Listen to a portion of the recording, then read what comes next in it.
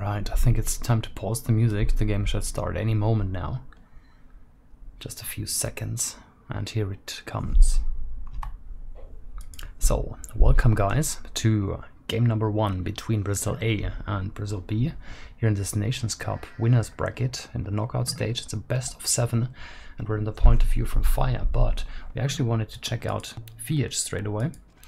He's playing as the Chinese. Did he find sheep? Yes, found sheep instantly by the looks, so this is very good for him.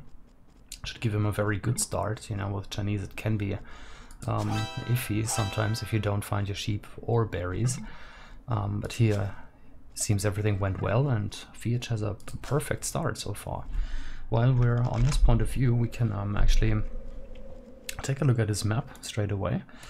2 golds in the front, but that's the secondary ones. Wood at the side here, that's a nice big forest. This one here is okay, you can definitely drop a lumber camp. Gold in the back, it's actually okay, you can drop an okay lumber camp, no, mining camp here.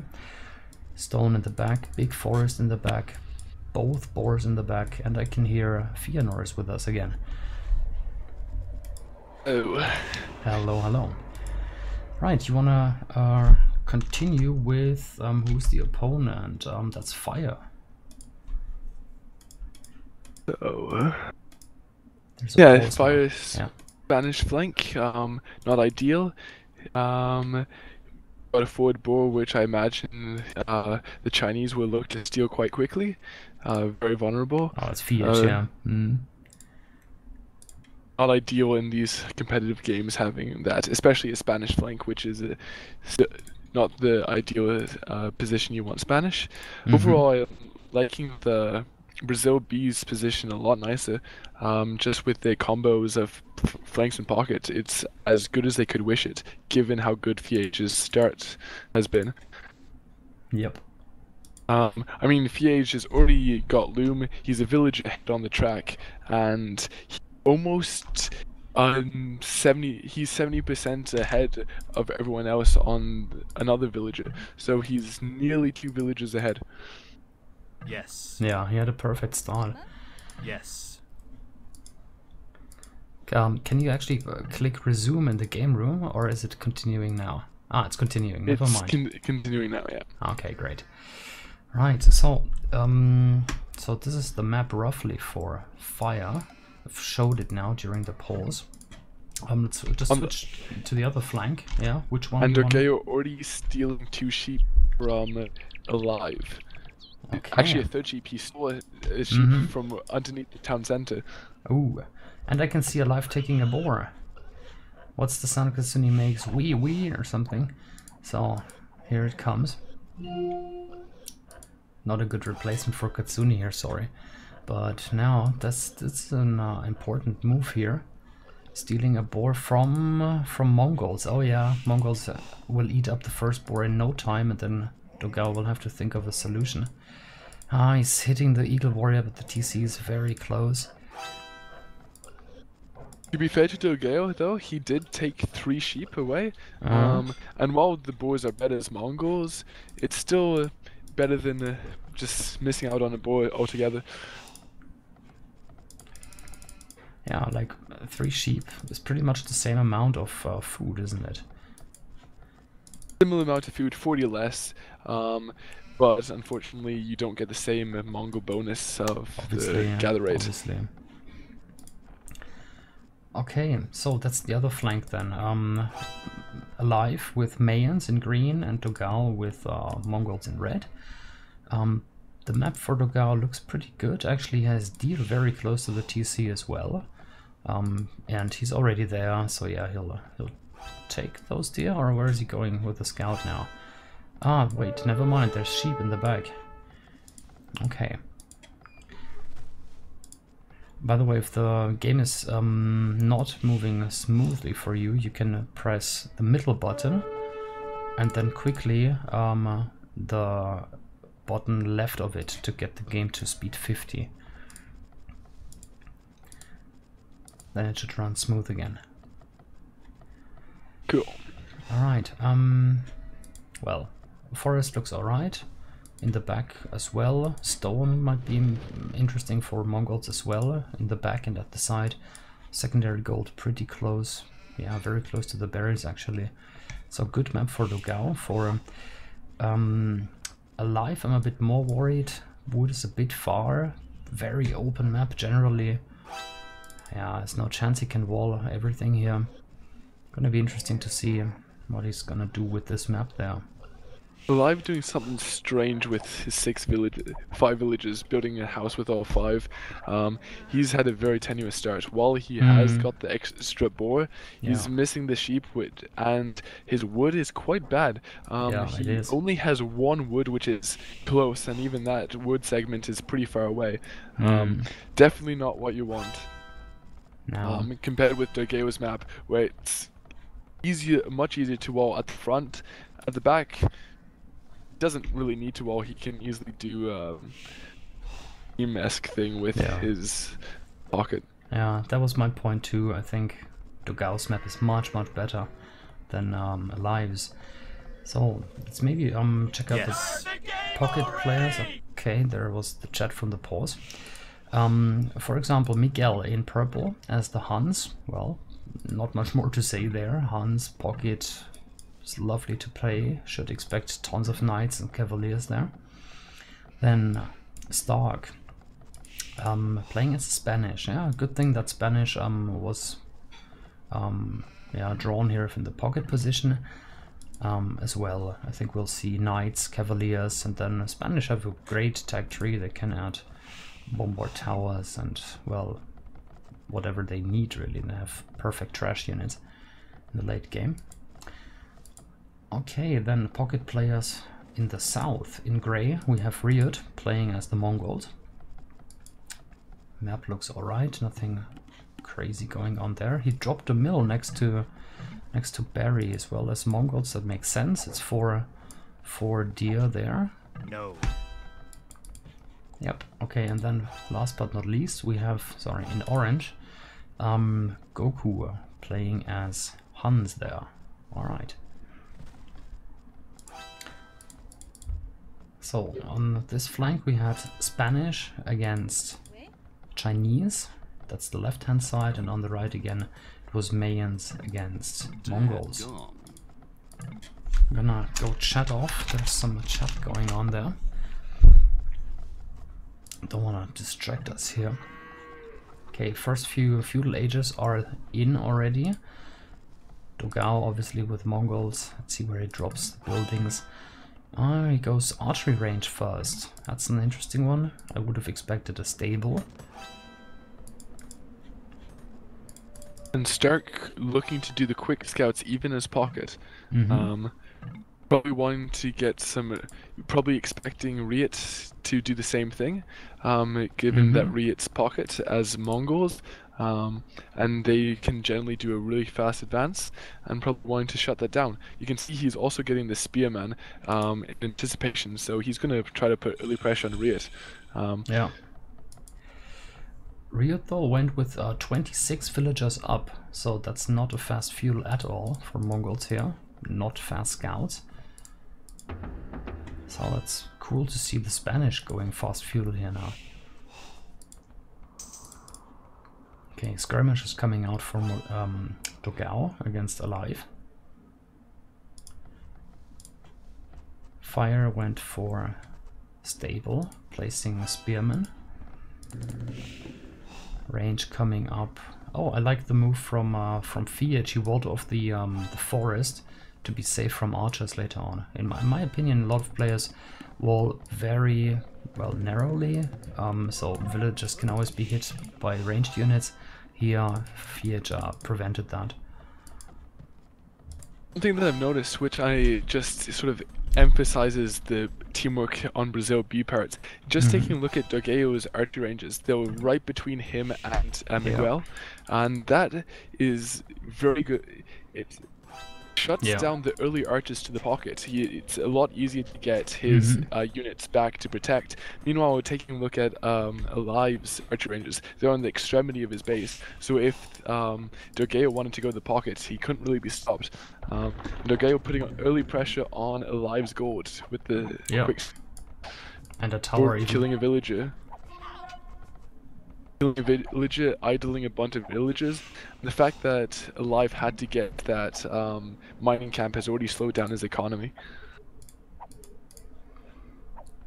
Yep.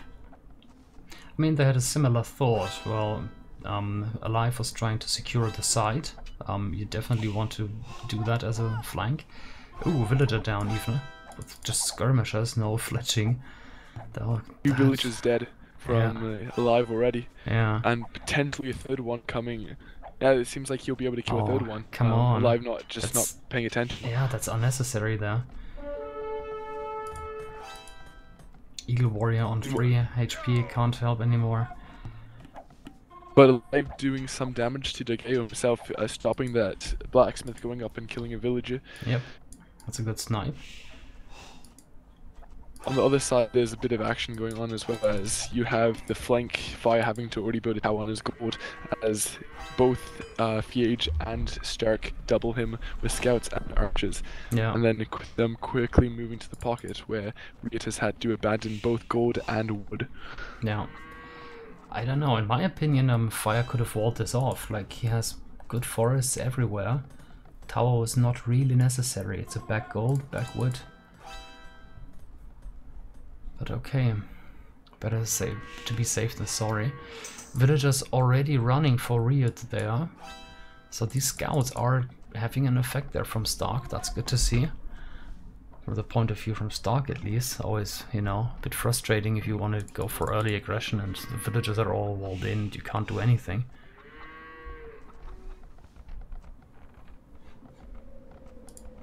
Okay. Riot getting the TC on his bay gold, which is quite poor being on the hill. Yep. But not being able to spam much knights, only having enough resources for 2. Yeah. Having been taken off gold.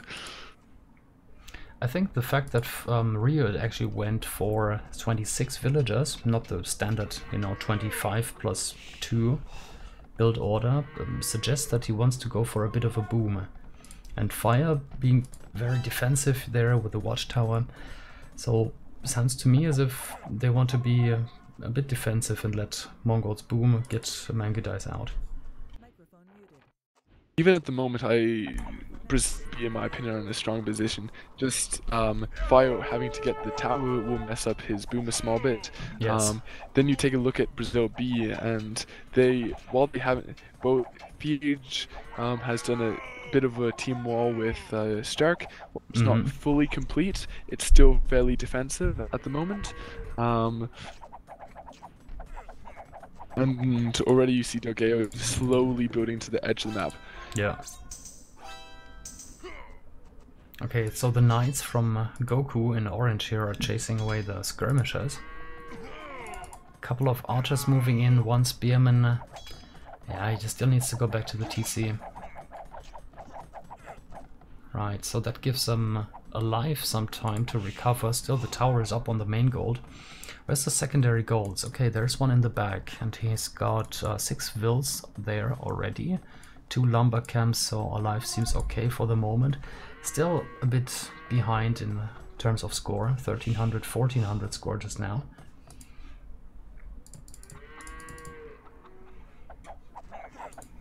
Fiat raiding with archers. Actually got some vills there. Was that 2 vills at least? I think so. And just the big thing is keeping Fire off food, which would delay Fire's advance time first of all, Yeah. and that's pretty big when a Spanish flank, and then with the scouts support from Dark, that will mean that skirmishers won't be able to do that much. I wonder, maybe you can tell me, why did Fire build an archery range? A Spanish? Just to chase off the archers with skirms? Many players just build an archer range just to build a few skirmishes to relax pressure, and just to do a small bit of defense while trying to get up to be able to spam knights. Yeah. But Fire is in a very precarious position. Yeah. He just lost extra 2 spearmen, and he just has had a bunch of idle time and having to reposition all his villages. From the wood line. Ah, yeah, and these 4 scouts are still running in circles. The archers are going to hit the gold. Yeah, fire is struggling. One knight or first knight now from Riot moving in.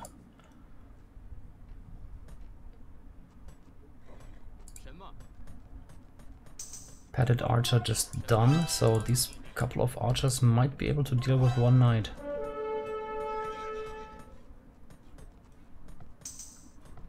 Yeah, but again, he built a market instead of a blacksmith, so he'll need a blacksmith then again to get his upgrades. No, never mind, he does have a blacksmith already, so that's a lot of investments there for fire in feudal age. Let's check his resources just a moment. Yeah, still on 600 food.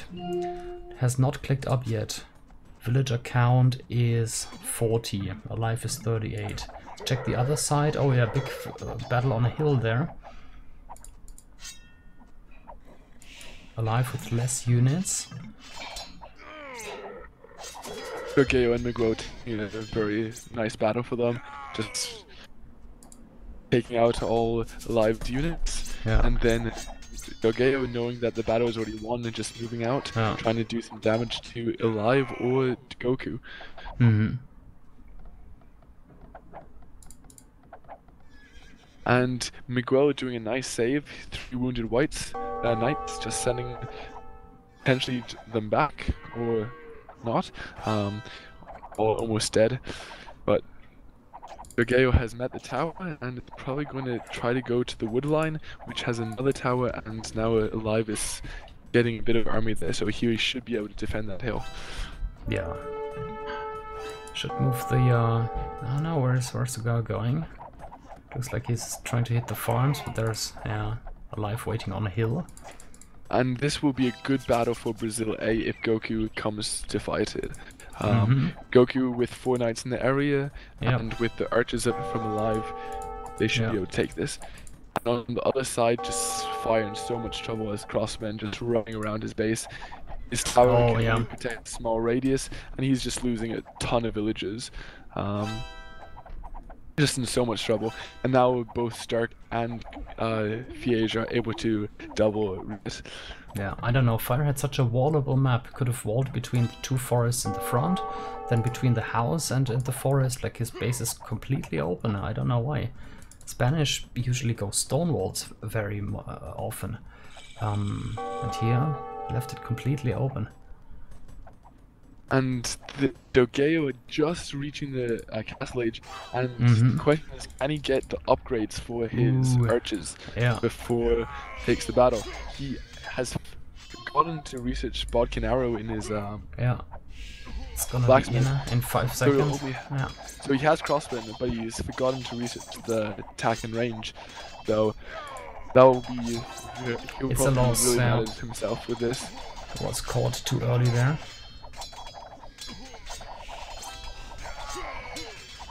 Miguel arriving now with 3 knights. Well, 5 knights, isn't it? From Goku, so he needs to micro. Goku with the +2 armor now, and Dogeo going for the early university, but he's in a second, but he's still forgetting the attack, which is so important. And yet he still won the battle. I think he cancelled it. I saw Bodkin Arrow in the research list, or am I imagining things now? I thought it was in the research list. Just researching it now. Yeah, and he's researching it now. Again, like he must have cancelled it or something. Crazy. Anyway, he's getting it now. Well, that's fact. Okay, so Fiege on a hill, backed up by Stark's knights. Good amount of knights. Just 1 camel there from Riot. Fire with skirms. I'm not a fan of these skirmishes. Castle age now for Fire. What's the villager count? 40. 40. The problem with Brazil A's position right now is now Fiege and Stark can just go to Riot's gold, and since it's on that hill, it would be really hard to protect if both Fiege and Stark just concentrate on that area. And that will put him off the stone as well. But they are being separated. Stark, I think, choosing a bad decision and being leaving the crossbow But the crossman finding a really good position in that wood line, and just a pain to take out.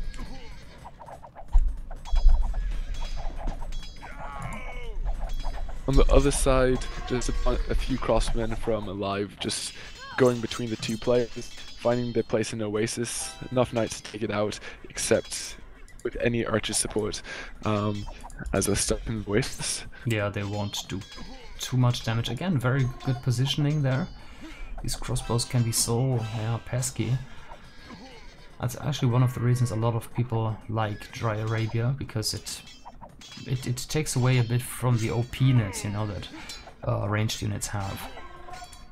You know, knights should be a good counter to crossbows, but here they just aren't. Alright. Already you can see Phage with the Conquistadors out, but they've run straight into the crossman. He already lost one, going to lose a second. And I think Phage already has ballistics based on... That's a lot of knights moving into that situation too now.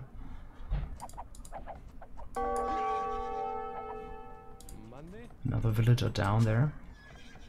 Ooh, and the crossbows are running into the wood line for fire. That's 1, 2, 3, 4 villagers down. The castle was built in the back there. Well, it does cover gold and 2 wood lines, but still. And just I think it was just the fact that it's a lot safer to position it there. If you try to do a forward S castle, you couldn't know where Phage's army is, and it's always risky if you don't see where the enemy is. But Phage will lose all his crossmen because once again he has been separated from Stark, and there is a lot of knights and a few skirmishes there which will be able to take them out. Yeah, he's trapped now. Alright, so let's focus on the area between Goku and Ryut. What's going on there?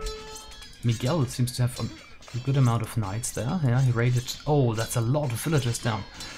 2, 4, 6, 8, 10, 12? How many villagers did die there? Do you see all the bodies? Like the second and Ryut also losing a few villagers on stone. So before, both Brazilian A pockets had a good few more villages, and now with the tables have turned and both Stark and Miguel are ahead. This is just looking really good for Brazil B. Both flanks ahead, and at the moment both pockets have caught up. And then just the fact that both Brazil B pockets are the Paladin civs, which they've got the easiest transition, as opposed to Ryut on Brazil A, who has to somehow transition into Nagandy while having to defend.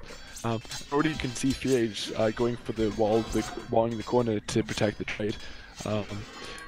No, I'm definitely a fan of that move, as I like trade cards. You mean to Gal, sorry. Will be such an important move. Yeah, no, to secure the corners is awfully important, and if Phage actually wants to, he can control the left corner as well. So, and then 3 corners, that's a win in the late game. Okay, Ryut sending his knights to Miguel, going for the other pockets, doing a bit of damage. Yeah, Stark is raiding Ryut heavily now. The thing that is nice for Mongol Pocket is the fact that they've got quick camels, which build faster than knights and are cheaper, so it's a lot easier for Mongols to raid, let's say, Spanish or Huns, because knights build slower and you can just send them in. But if they go to your base, you can just spam camels, and it's a lot easier to defend. But with the craftsmen coming from Phage, that could make things a bit more challenging. Still, the raiding works there. 20 villager lead, Stark compared to Ryut there.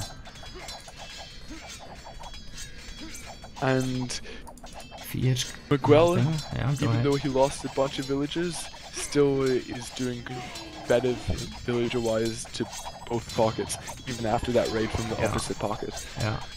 Top scorer. Playing a really strong game from Miguel. Big fight in Ryut's base right now. Almost all players are here.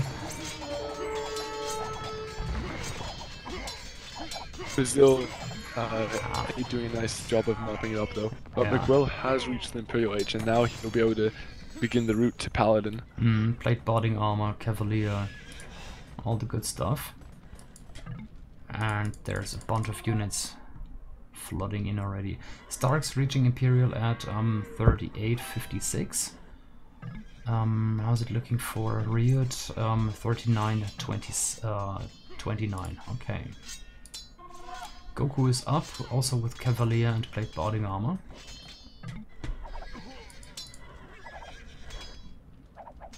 I think the biggest difference, so once again, is that VH just reached Imperial Age. He'll be able to do Rams and Herbalists, and will, with the support of Stark, just be able to clean fire, who is a fair bit behind just because of the Spanish flank. I'm just following the knights from Miguel for a moment, because that's a really good amount. Riot obviously trying to get up the castles he wants to produce Mangudai. Oh, that's like 10 at least villagers there. That's probably on gold. Oh no, that was the other stone. Again, like a stone being raided.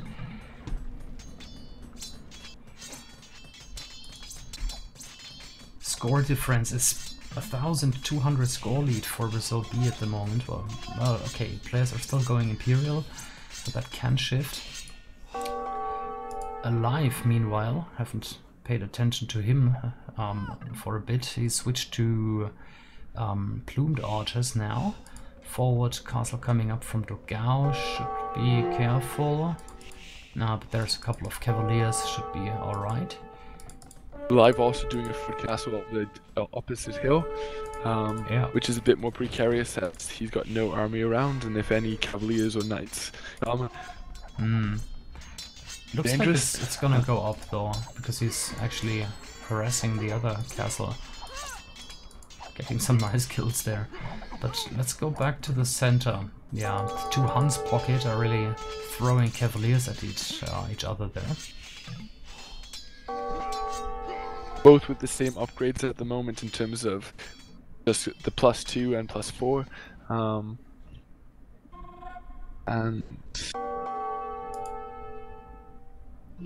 And Paladin 60% for Miguel. Well, for Degeo, it's for Goku, it's only 15%. So Miguel will have the much faster Paladins, and that will means that he can go on the offensive. At the same time, in the left flank, you've just got fire just getting steamrolled by Rams and Herbalists.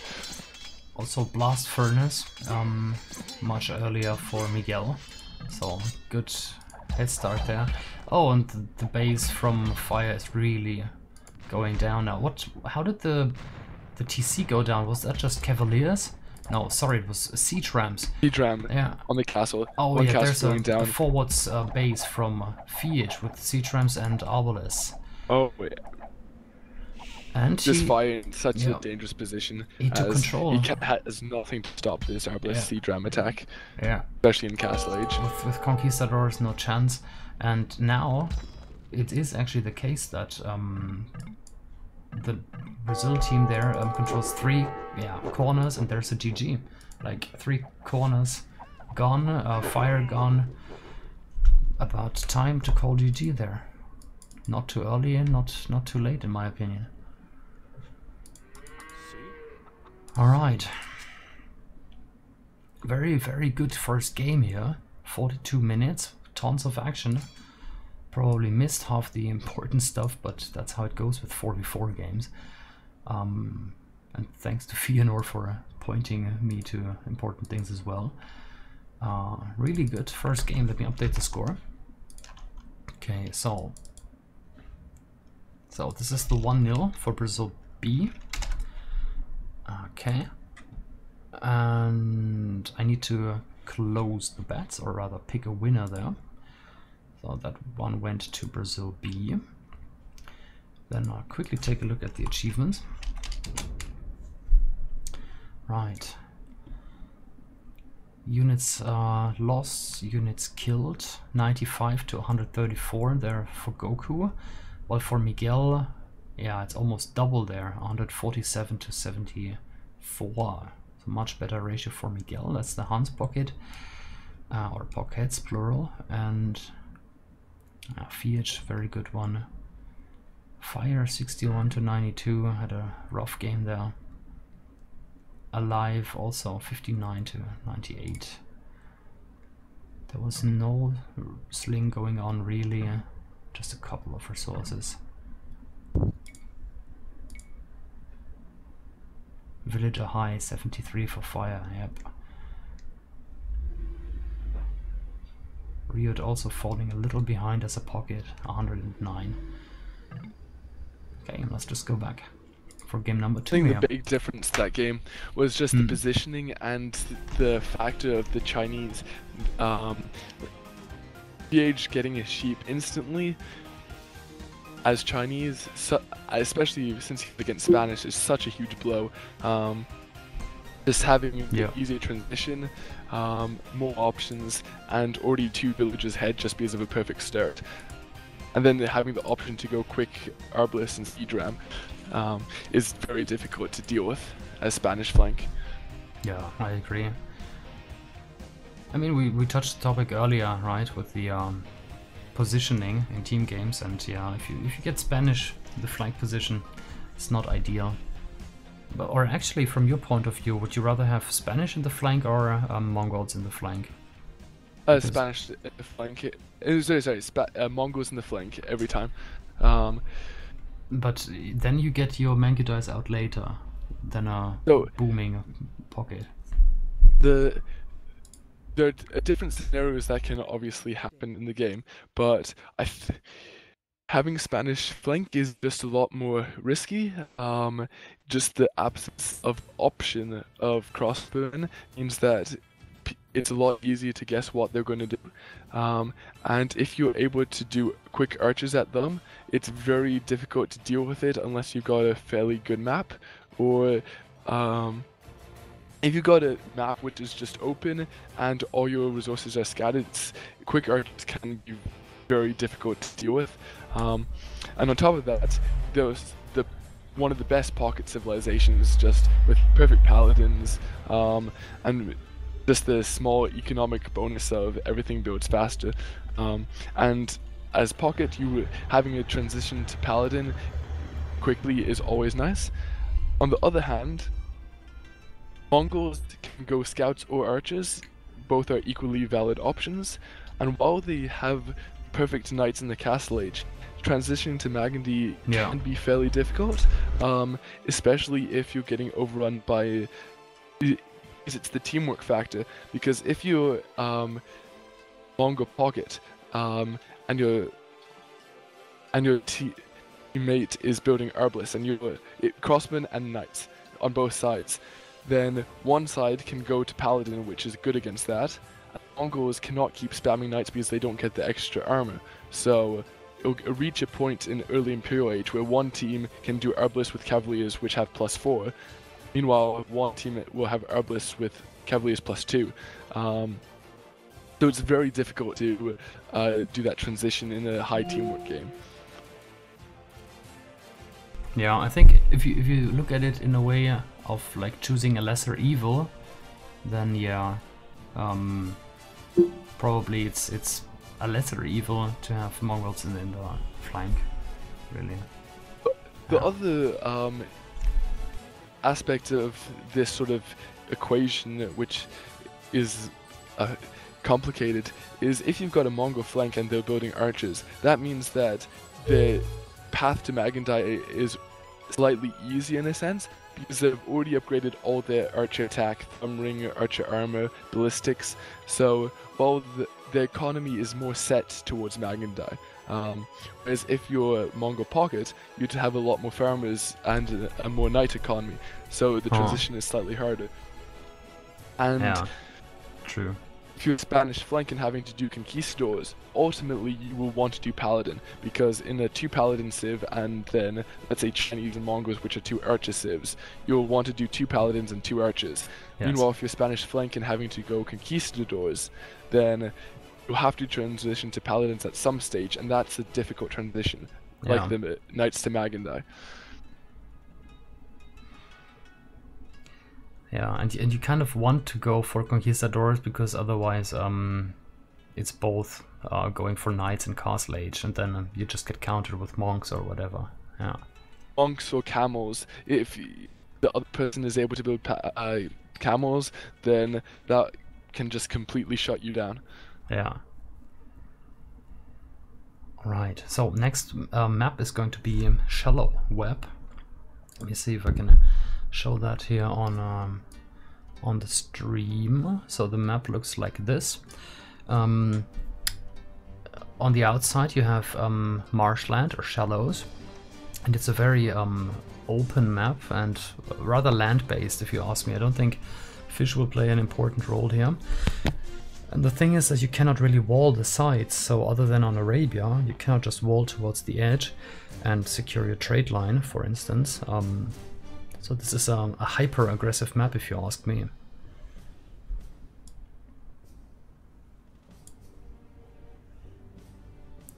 Okay, just showed it to the viewers. You can probably imagine it if you don't, or if you haven't seen it yet, fear nor. Okay, spectator countdown has started as well.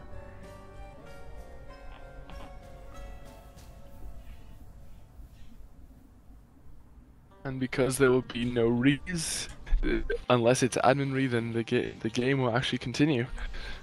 Yeah, good point. Well, but you know, don't call it too soon. They might still run into connection issues or whatever. Or drops, yeah. Hopefully that's been resolved by now. Or worst thing out of all, it starts to rain in Brazil. Thunderstorm. It's always been like a joke. I dropped, sorry, it started to rain. It's not their fault, obviously. Like, if I don't know, infrastructure just you know, gets caught by a storm.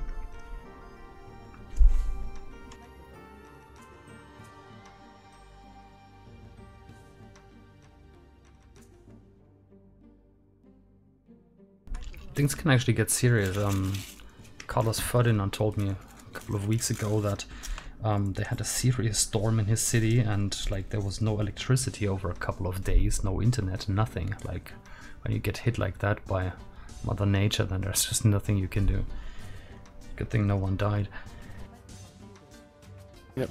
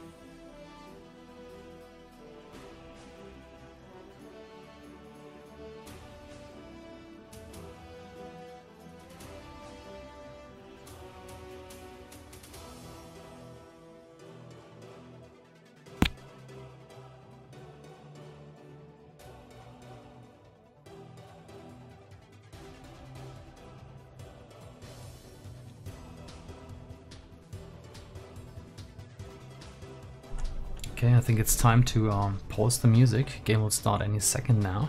Yep, that's a 10 seconds countdown, so there's the pause and here's the game. So, game number 2, score is 1-0 in favor of Brazil B, and we're on the point of view from Fire. He's in the pocket position with Aztecs. So that's the first bomber, I guess. You don't really want Aztecs in the pocket position on an open map, for sure. The map is Shallow Web, so let's take a look at it. So here's the marshland on the outside, which kind of denies a complete wall. To the sides later on, and in the early game as well. Like, you would have to wall the entire shoreline really to be safe, and that's just unrealistic. So yeah, that's this map, and apart from that, standard resources, rather open, lots of smaller forests. Looks like a very cool map, actually. Okay, so Well, for pockets, the map is usually not that important, so let's start off with the flank players. That's Goku, for example. Goku is playing as the Huns here for Brazil A. Was there some turkeys stolen? Looks like it. I think Dogao took some turkeys. Yeah, it seems like a thing Dogao does. Like, it's minute 2 and he's already in the enemy base, just to, yeah, trying to steal resources. And he's he was on the way to run into Stealing the boar as well. Yep, might have missed it by just a few tiles. Okay, yeah. I like the teamwork that Zilby are already using. Fie sending his scout minute like 2 as well, sending all the sheep back. However, Goku will have seen that and is trying to steal the boar and the sheep. But the Fie scout is there. Lost the boar. I like how Brazil, Dogeo sent his scout to the flank and Fie sent his scout to help his flank find everything and protect.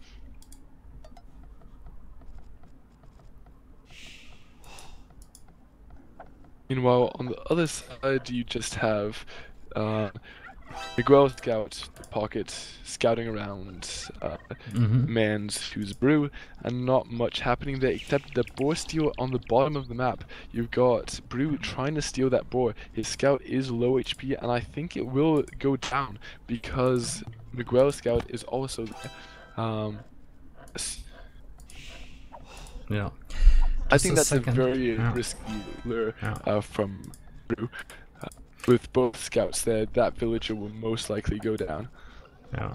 Can you continue commentating for a sec? I gotta get a streamer in right now. Oh, where do I find him? Just a moment. So Brew has managed to bring that boar in. His scout low HP. His villager able to get back to the town center. Just looking at the general positions, while Brazil A have Fire who's Aztec pocket, it is not the end of the world as he does have unflank, which means that if Brazil A choose to, the Aztecs can decide to go archers and the Hun can choose to go knights. They're directly facing Mayans and Aztecs, which in my opinion is a worst combination as there's no possibility of doing the knights and crossbowmen combo. That means you'll most likely have Mayans just doing archers and Aztecs either doing a forward or booting, and they could decide to do archers as well. Meanwhile, at the bottom for Brazil B, you've got Hun pocket and Spanish flank. Once again, the Spanish flank, except this time for Brazil B, which is not ideal, especially as he is facing Mayans Brew.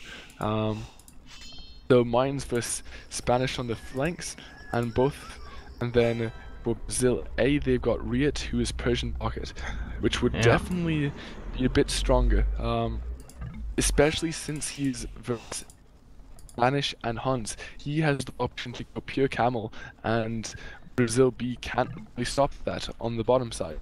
So Riet will have have a breeze being able to boom it while spamming camels, and the camels won't be able to be counted. Yeah, good point.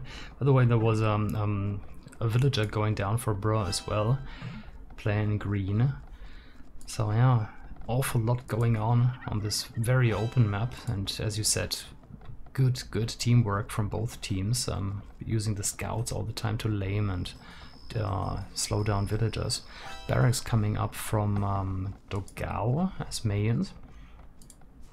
So here already you've got Fire sending 4 villagers forward as Aztecs. He is now on gold with 4 villagers. So Gage scouting around can look at Fire's economy, see that he's already on gold, and probably suspect that oh, they're going to meet in the center. Oh, the villagers are going to meet at the center. 4 villagers. They see each other right now. Hello. Oh boy. So now it will just be a race to see all the scouts joining. Both teams probably most likely just going to X. And as for scouts, he's doing this decision to get a barracks so he can immediately start adding militia. And I like that option a bit better. It means he can go more aggressive as he can start adding militia and win this villager fight. He is now in the feudal age and is able to add the archer ranges. And yeah, both Aztecs going forward with archer ranges. Yeah. By the way, for the viewers who were wondering what the heck I was doing there, it was actually the Viper himself asking me to get him into the room, and since he's streaming the match as well, that's some, you know, help between streamers at this point. So sorry we missed like a few seconds there, but would be just a nasty move to ignore it when both I've seen it. Sorry to interrupt, but both Brazil B players are trashing the opponents. So already Dorgeo has taken yellow off wood and is now going on zone, and Stark just doing a trust, knowing he's Spanish against men's. He realizes he cannot just let it become the typical archer warfare. He needs to apply early pressure. He's going to get another tower in a great position, and this will completely take Brew off both wood and gold. And he's got 3 men at arms, which may be able to just take out a village. Yeah, I'm just following around the orange villagers there. Okay, dropping an archery range first. There's so few units there. Oh, but the range will probably still go up, I think. Yeah, it should. And that militia will actually make a difference, just with the extra attack over the villager. If both tenuous about us engaging, but oh, it's walling in the range now. Good move there by Fire. I don't think you'll be able to complete it, and I wouldn't be surprised to see Dorgeo sending an army to help Fiege, because currently Goku only has one range up, but at the top of the base. Meanwhile, Dorgeo can just go to the bottom and go straight onto Fire. Yeah, Dorgeo changed directions, moving back at the moment. Defensive tower coming up there from Goku. By taking the safer option and going pure skirmishers, with Fiege doing archers. So Fiege will have to micro this with his villagers getting the skirmishers and archers. Going for the blacksmith, both of them almost beside each other. And then there'll be the quick race to see who gets fletching. Yeah, that was just a flare from Fire onto whose gold was that? Fiege's gold. Yep. Okay. Yeah, Dorgeo coming to help.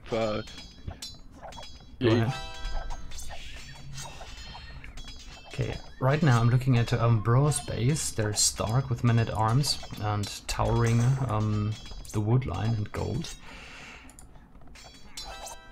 Does he have access to another gold? Now it looks like Bro is cut off. He's going to the left of his base. Oh so yeah, between there he is. him and Stark, he's got 8 villagers. Very dangerous there, isn't it? He is sending 5 archers straight to Goku, and Goku doesn't have any towers in his base. Actually, he's just built one by his wood, in a good position between his wood farms and stone. Oh yeah, this one. Yep. Okay. Both Goku and Fire just building skirmishes. And the thing is, they can get away with that because they know they're against Aztec and Mayans, with neither of which can get knights. So being able to build pure skirmisher is quite a nice advantage in there.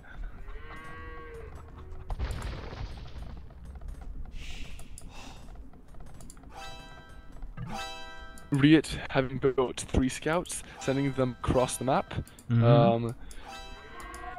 Going to hit Miguel of the Huns. Oh, he's got a load of scouts. He's got 9 scouts. Sorry, I missed that. Just continuously massing scouts. Yep. Doing the early aggression. And seems like Miguel also has been doing a few scouts. That's a huge feudal army there, and the 5 archers there to snipe the spearmen. That is brilliant, really. Good teamwork from Alive and Brew and Riot. Miguel being completely off wood, and not in a dangerous position with so many archers and scouts around him. He is on the way to Castle Age, but he is off most of his farms and wood. So he'll probably build a lump camp right beside his gold, and or just split them on gold.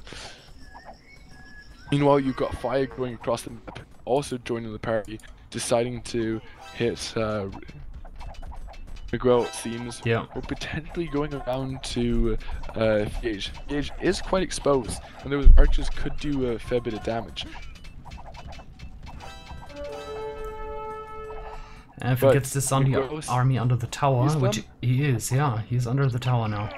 Oh, that's And those archers will go down fairly shortly after Miguel reaches the Castle Age. Miguel will get a few knights, but his blacksmith is going down, and that is actually a fairly big loss. The 150 wood and just the inability to build. yeah, slows him the- down as well.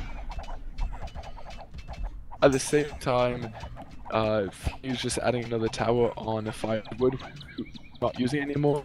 Fire having completely stopped the backwood. And Ageo is losing a few archers at the top of Goku's base. Yeah, it looks like Fiat is determined to walk around. So yeah, tower coming up now at this other wood line. Not getting lucky with wood, but he does have a forest in the back. Could have deleted the house maybe, or built a lumber camp somewhere else. Why is Fire so keen on the forward woods there? I don't know. Or the forest rather.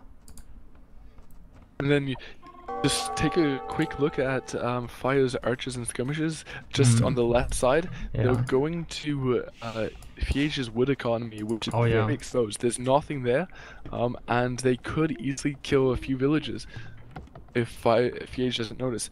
And at the same time, on the opposite side, you've got Stark just stonewalling all the mines from both grey and green. Oh yeah, Fiat deleted the house a bit too late. Lost 3 villagers already. Gonna be 4 probably. Yep. Lost 4 villagers there. Okay, so now 4 knights against this feudal army in the, let's say, 7 o'clock position. Yeah, but they're still running. Knights are strong. Bloodlines With the plus 1 army, armor. I'd fancy the knights. Yeah. But though Riot does have both bloodlines, the attack and the armor, but he's not just worth going not with it. He can Keep run them- away. I mean, his army is still strong enough that he can send it to either Dogeo or Fiege and do damage. Both Yeah. of them are in the feudal age still with archers and skirmishers, and those 8 bloodline +1/+1 can Riot going straight at Miguel, just camping under his tower, preventing Miguel from getting gold. Yeah. And Brazil, I think, have this game. Just Riot is in such a strong position with +2 armor on his knight, having taken Miguel off gold, and just being able to do a 2 TC boom with Persians. Yeah, Ryu's looking okay at the moment. What's his villager count? 46. That's the highest in the game right now. 47 now. And then the only person in the Castle Age on the Brazil side is Miguel, who's 53 villages. So Riot is 15 villages ahead of the only other person in the Castle Age. Okay, now Dogao is under pressure. Forward tower was denied by Goku, but Fire is there now, so Dogao could get in a 2v1 situation. Crossbow upgrade just came in for Fire. Yeah, Dogao losing units. An elite skirmisher now out with a bunch of other skirmishers, so his army is now obsolete as players are just doing skirmishes. Was the worry from the start with both Aztec and Mayans. And Riot with the +2 knights going straight to Fiege, and he will be able to do some damage on the wood line or the food line. Yep. Here they are. Even if it is just idling, even if he doesn't kill any villages, he's killed Exactly. one, but the fact that he's just idled all of Fiege's villages Yeah. does make it a Harassing- strong difference. Harassing the economy there big time. Okay. Seems Dark to be a in the pause. Castle Age just started building a castle. The question is, will Stark be able to build conquistadors and just do a lot of damage through with a lot of archers at the moment, and nearly halfway to castle age. Things looking very bad for Brazil B at the moment. Yeah. So Stark walled in some gold, but it's not gonna help him too much. He's still there with a villager in Bro's base. Very interesting. Why is he building a gate there? Just to slip into that tower? Probably, yeah, to save that villager. Nice move. Okay, now a lot of knights from Fiat in the middle of the map. Gonna check them out later. Back to Dogao's base. Okay, so the skirmishers from Goku were cleaned up. Miguel is there with knights and chasing away fire. Grow most likely going to lose another 2 villages at a stone, or not, but then Riot with just a huge amount of knights going through his base. 2 monks for Miguel, 1 going down, the other going down as well. Maybe 2 converts, but still, Riot will be happy to camp underneath that TC all day, taking 1 +2 damage each, and being able to kill a lot of villages. That's a lot Already of going lead villagers. 300. He can kill fills under the TC now, even with +2, no problem.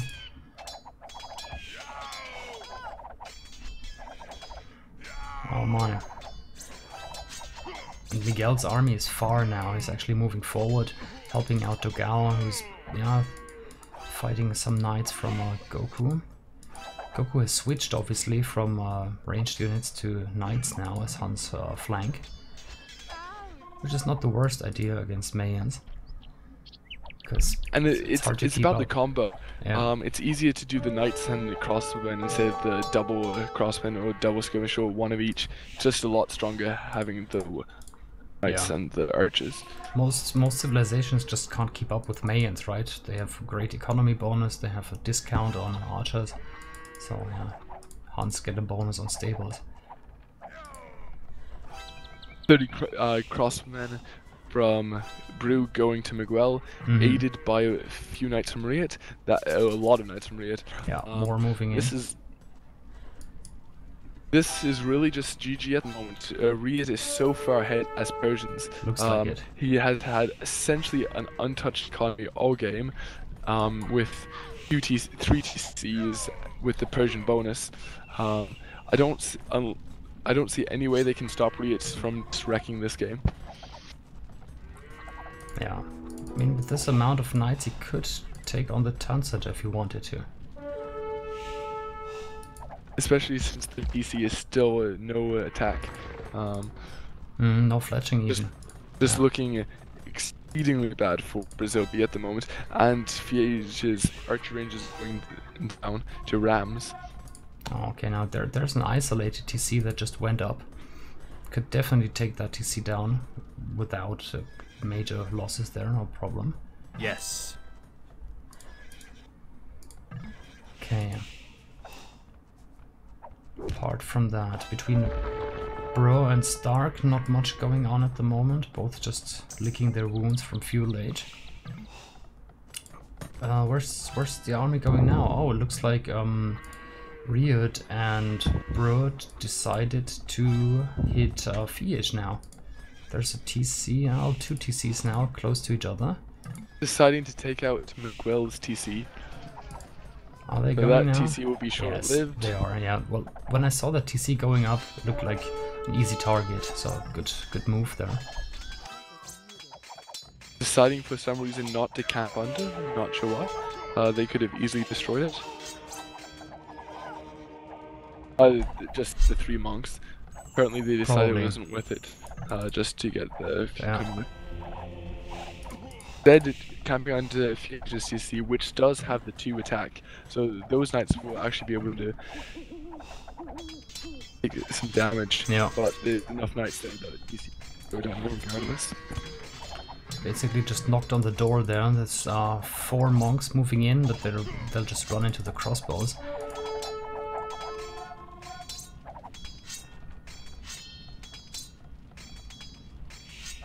Okay, so this TC is definitely down now.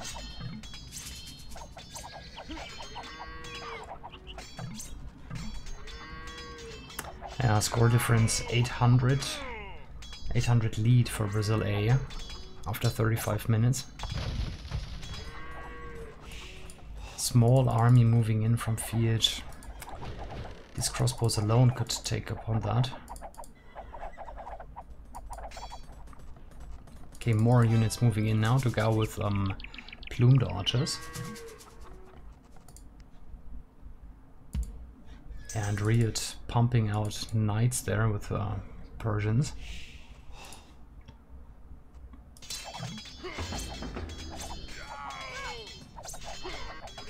Okay, now a bunch of ranged units moving in. Crossbows from Dogao as well. But Riot is sending in reinforcements. And they will be there in time.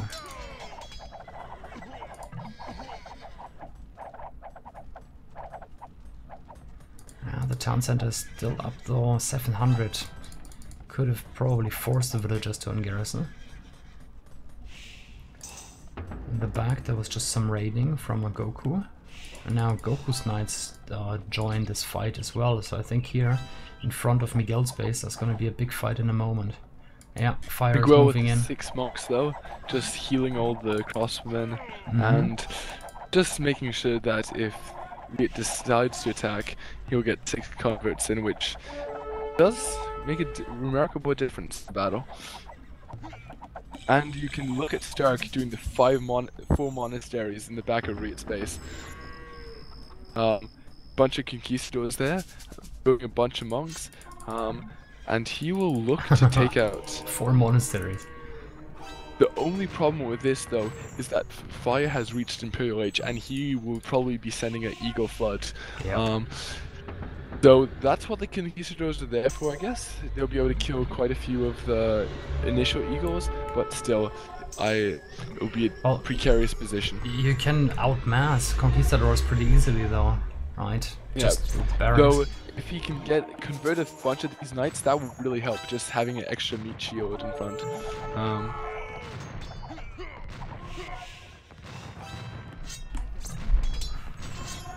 Yeah, but Brazil B going for some walls just to try to save the day.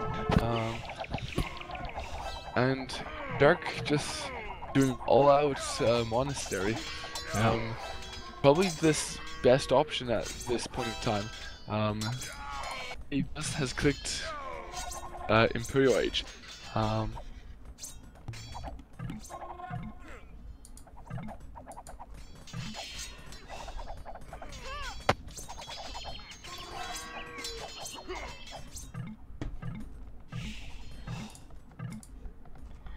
And here, both Bruce sending a few crossmen, more on the way, and one of these battles, quite well, I won't say decisive, but it could have a fair bit of impact on the game. Dogao playing really strong at the moment, raiding Goku with Eagle Warriors, and Brazil B are going to rely heavily on Dogao. He's probably going to be hitting. Dogao has 81 army, while Fire is on 40. And now this fight here between the Eagle Warriors, Dogao comes on top as well. He had +2 attack while Fire was still on nothing. Now he has +1. Okay, yeah, Fire is pulling Eagle Warriors back even. These ones here are idle, should get them moving. Okay, now Cavaliers trying to take out that forward from Stark. Monks are positioned between the monasteries. Don't think he can convert enough though. And the Conquistadors, he could not squeeze them in. It's not gonna last forever there. I think this forward will be destroyed eventually.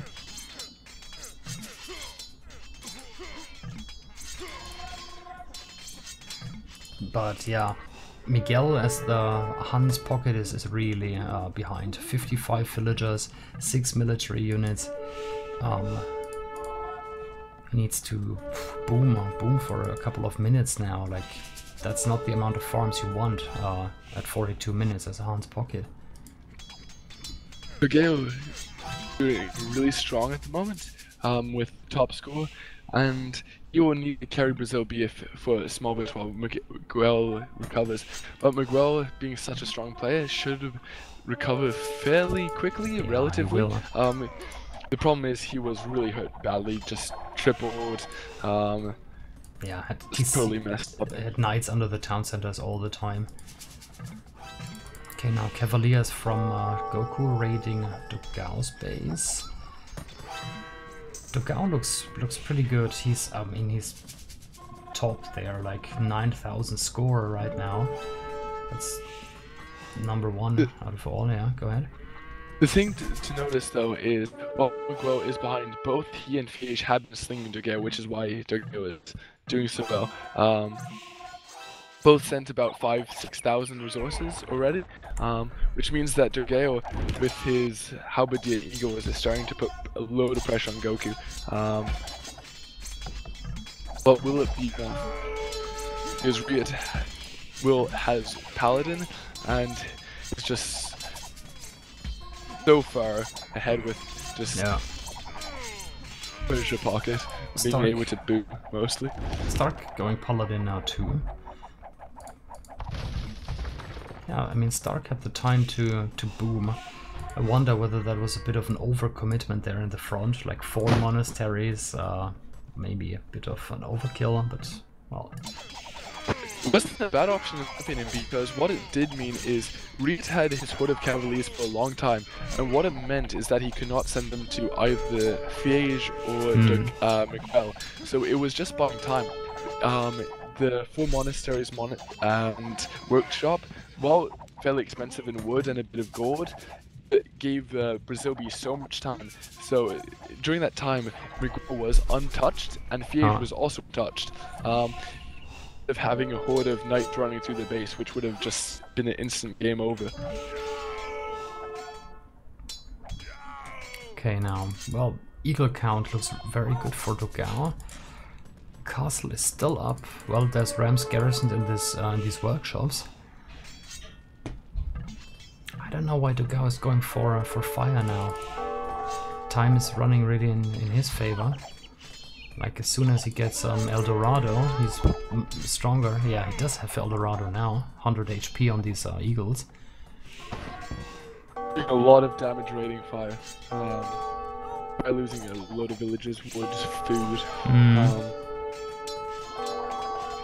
But Riyadh is there with a bunch of paladins, so that threat should be neutralized. But all this is just buying time for Miguel to get recovered.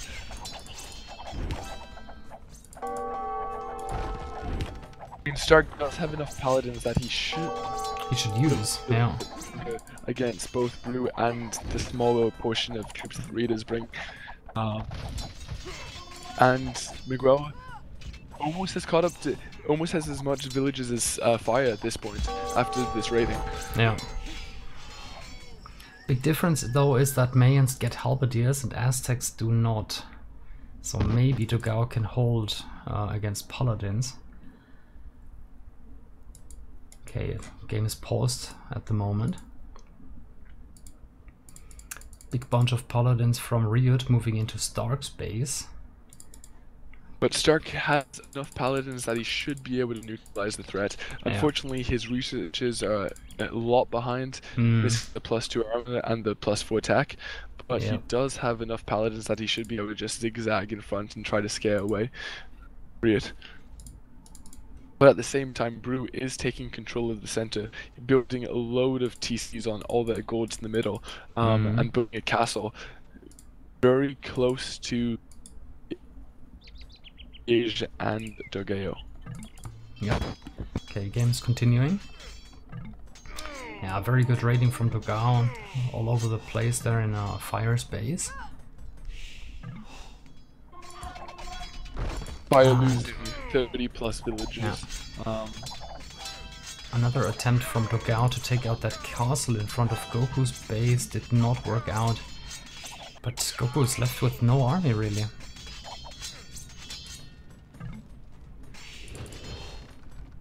And Mei and Eagles are actually very competitive against Paladins, if you think of it. Like, cost-wise, 75 gold, 60 food, while an Eagle is just 50 gold, which is, well, what matters, right? And 100 HP. They get a small bonus against Paladins too. So yeah. With Eagles and Halbs, Dogao could do a lot here. There's no ranged units really for Brazil A. Bro would have to move in from the other side. Okay, and now the castle will fall, I think.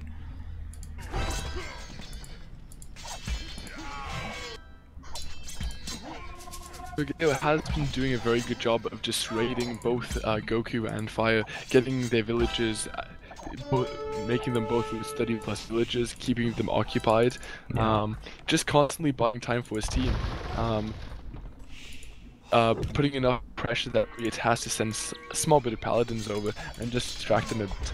Meanwhile, Stark is holding for the current moment, just with his paladins playing chicken with Riot. And Miguel is catching up villager-wise. He's almost at 100 villages, having been at 55 a small bit of time ago.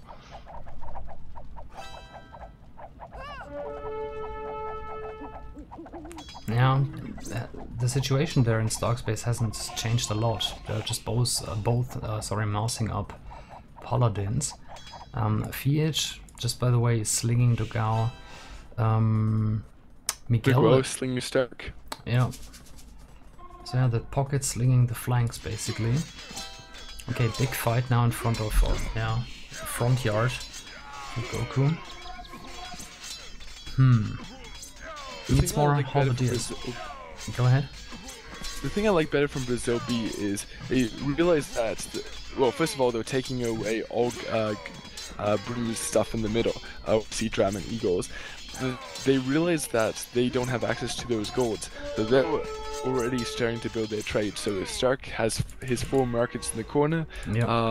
Both Miguel and Dogao are starting to build their markets, and Fiege as well. So all of the Brazil players are starting to try to get their trade up. Meanwhile, Brazil A hasn't really got started. Riot has 1 market, but it's not been... only now is Goku starting to add the markets, but they were really slow about it. Yeah. And, you know, units are shifting all the time. Just when I said needs more halberdiers, and well, Dogao is sending in the halbs, Eagles have arrived, crossbowmen have arrived. Will this castle go up though? That's like 6-7 villagers, but no, don't think it will go up for now. Fiat is there building a town center at the gold. Yeah, well, if they can secure this gold, it's a big one. That's really nice for them. Now that castle was denied. Yes. Big battle coming up in Stark base. He's got a lot of paladins. Will it be enough to clear this way? If it is, then Brazil B could well be back in the game if they can win this It's battle. a 2v1 situation, right? And the plumes are fully upgraded. Let's see how this goes. Big battle, as you said. Brazil B should not take this fight when it's in the hill, though, but both with a huge amount of paladins. I think Stark has a small bit more, but those plumed archers just adds to the damage. 2 damage each, but there's a lot of them and they fire quickly, so I think Stark just wants to delay as much as possible. He doesn't need to win this battle, he just needs to prevent a battle from taking place while they get their trade and both Miguel and Fiege back into the game. Yeah, Stark has lost half his farmland though, and if this fight goes downhill for him, then they can hit the trade straight away. I mean, Dogao is doing really well on this side. Okay, rather big fight in the north now as well. Good mixture now of halbs and eagles. And there's been a score swap. I don't believe this. Brazil B now Yeah. have the score lead. Yep. There they are. Yeah, these Mayan Eagles are amazing. I'm starting to wonder if Bro maybe could have gone for Eagles too. Don't know. But with Persian as a pocket, I'd probably go Plumes myself.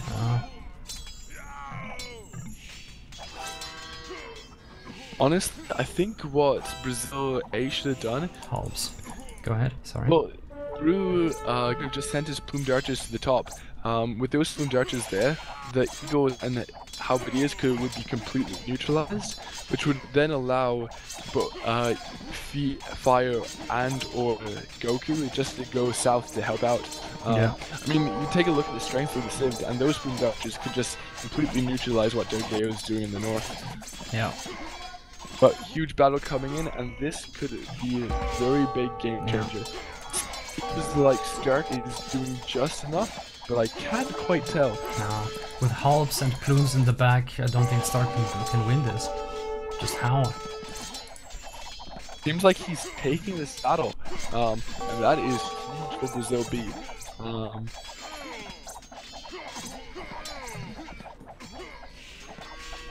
There's more and more Halbs moving in. The Plumes can climb back on the hill. I think in the long run, I mean it was, you know, hit or miss there. But in the long run, I think Brazil A will take this fight in Stark space. Brazil B, if the game lasts a fair bit longer, we'll probably have this game. I mean, they'll I agree. start in the trade, It's and looking good with for the Spanish Brazil B, trade, that's yeah. big. And Dogeo may. The only problem is Stark. It all lays on how well Stark can defend. In the precarious position with both being the 2-1, he has more paladins, but with being able to go with Halberdier, it may not be enough. I think Miguel should start adding stables and get paladins out himself. I don't know. He's still in Castle Age. He's committed to slinging now. I think it's just a pure population count there. Like, Mayans can get 120 army with 80 villagers, no problem. I think what you said, the thing is, you don't want both paladins fighting on the same side ultimately.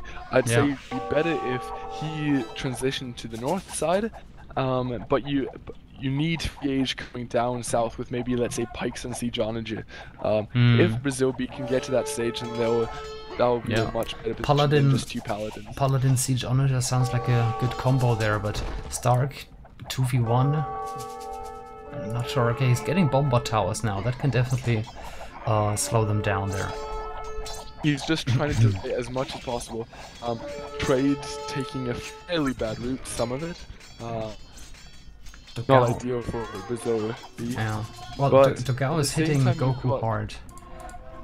You have Dogeo doing a lot of raiding at the top. He's taking out Brazil A's trade, and he is doing a lot of raiding on both Goku and Fire. I mean, Goku is back down to 52 villages and 71 pop, which is exceedingly low.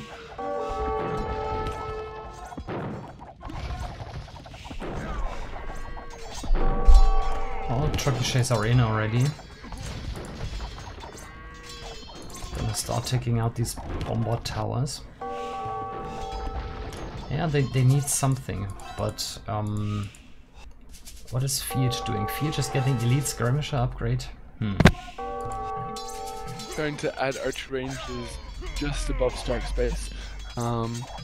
Just even though a small bit of elite skirmisher make a difference. Just fighting halberdiers, they do enough damage and a nice distance. Well, Brazil B may look to transition their trades to the top. They are losing some trade at the bottom, so they may decide to take the top corner if they can. Yeah, it's an idea. Right now, Rio is there with a good amount of paladins, halberdiers fighting them. Yeah, I think this fight here will go in favor for Brazil A. But yeah, Dogao is just pumping out units. Eagles, Halbs everywhere, really.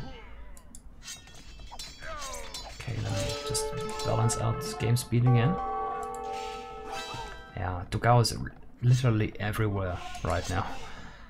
Okay, big fight now in Stark's base. Oh god, was it? No, I thought it was a castle. It's a siege workshop that was denied. That's a bold move there from... Just a few more BBT up as well.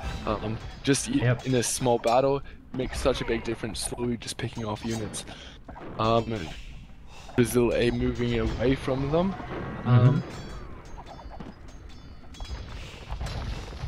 Dark with a fair bit of paladins, but I'm not sure he's got enough to take this battle with all the halberdiers there. Yeah, he's literally sitting under 1 TC there.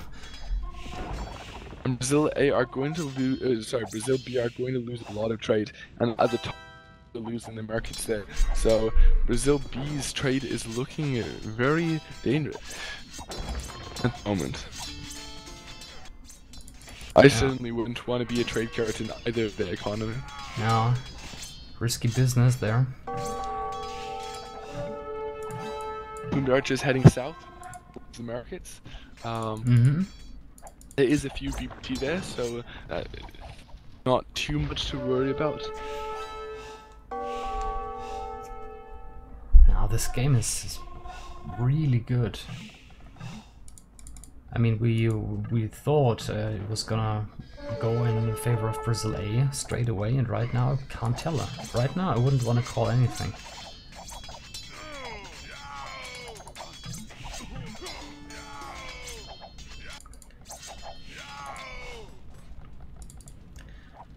What's Fiat doing? Don't see... I don't know. Where are the skirms going? Skirms are going south. That's a little bit risky with paladins there.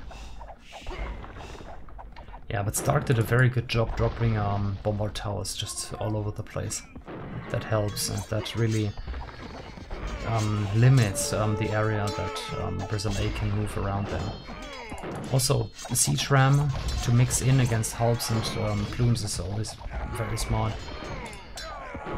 Okay, more and more. A lot of damage from especially the archers.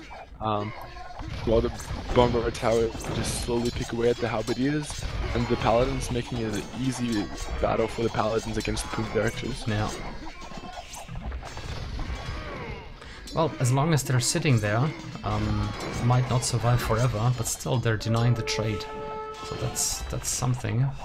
How does the trade look in the north? Goku has gotten up some markets, but well, the wall again fell.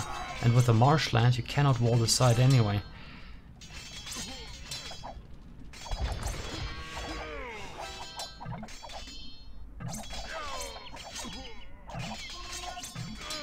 Yeah, Dogao has good numbers there.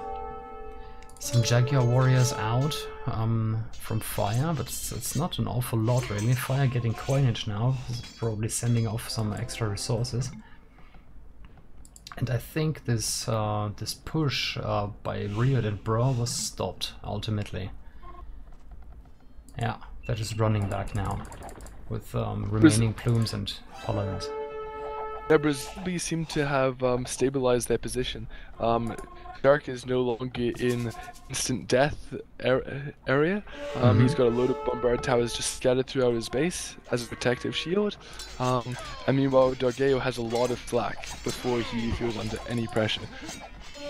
Because he's pushed forward a lot of ground, and he's still pushing it into Goku's base just from top and bottom. Just constantly applying pressure and forcing Riot to send a load of his paladins there. And I don't know why Goku went for skirmishers against Mei and Eagles. It does not make a lot of sense. Just because he could have done it because he doesn't have any gold, and he just needs something to help kill the halberdiers. Just a bit of support for Riot. Then maybe halbs, maybe hussars, I don't know, skirmishers to deal with the halberdiers maybe. Yeah, need you just some sort of support for Riot, paladins. Hussars would just die too quickly, would be fairly useless, and halberdiers would be okay-ish, but Eagles would kill them. The skirmishers, at least, they can potentially stay alive while constantly doing a small bit of damage. Okay, Meanwhile, something. Yeah. Ryu is on really low pop along with Goku. And just taking a look at the populations of Brazil A, all of them are exceedingly low compared with Brazil B. And Brazil B just a lot more of a secure trade line. I mean, their trade is under no attack at the moment. And for Brazil A, they are losing trade. And it's just threatened with a bunch of halberdiers just more raiding again. trade cards. And a castle coming up now from Dogao in the north as well. And a very strong position. And Stark was actually trying to push out there. Fiat though with castle age skirmishers not helping too much there.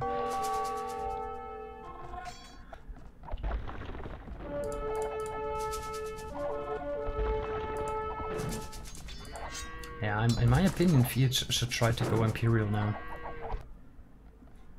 Miguel still slinging Dogao there.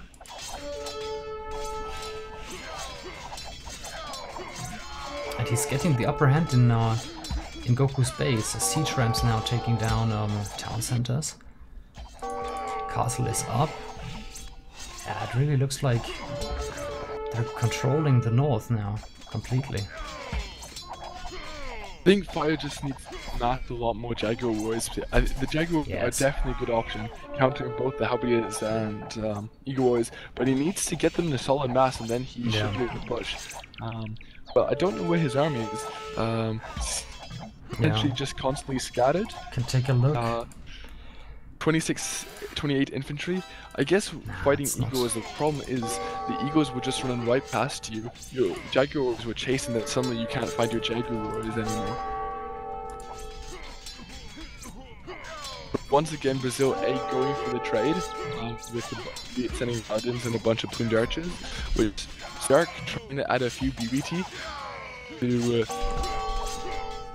neutralize the threat.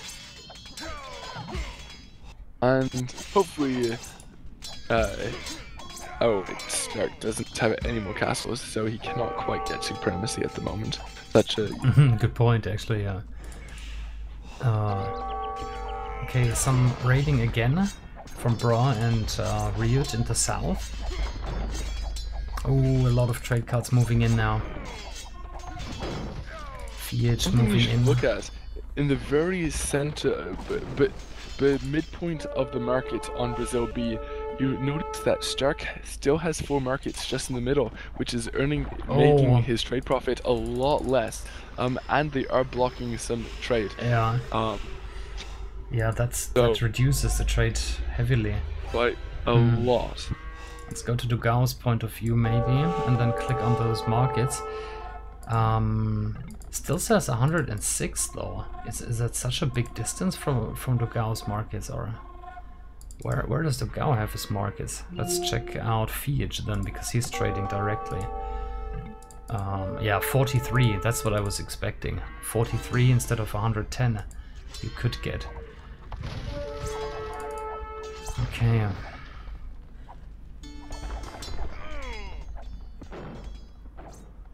Once again, Dogao positioning his markets at the top of the map. He feels like he has secured it, which to an extent he has, but there will be a lot of pressure applied there, with now a bit more Jaguars coming out, which will kill the Halberdiers fairly handily.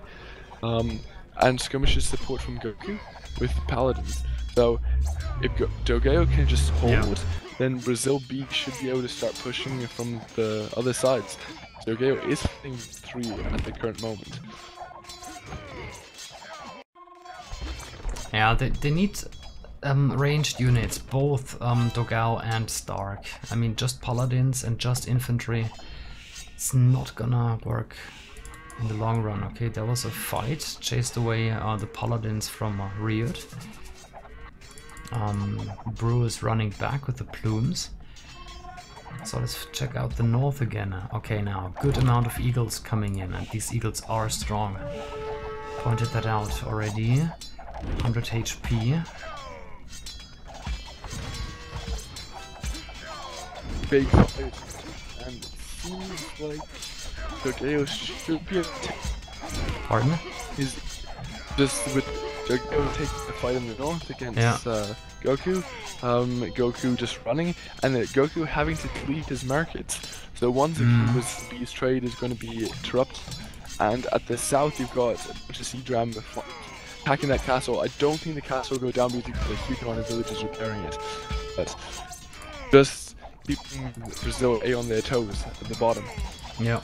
Again, Stark trying to take out this castle and not being lucky now either.